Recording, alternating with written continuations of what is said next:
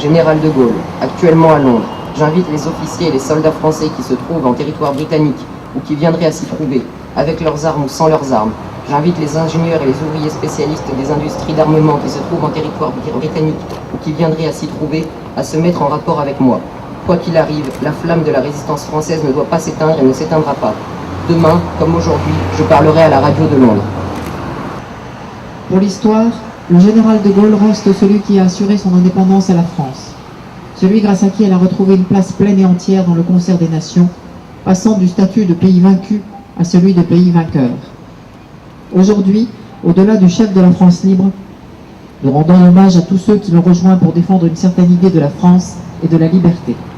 Longtemps, les mots choisis par le général de Gaulle le 18 juin 1940 continueront à parler au monde, car cet appel est une leçon pour notre temps.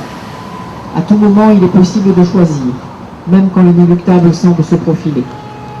Notre pays est une démocratie, notre pays est une république qui trouve sa force dans les mots liberté, égalité, fraternité.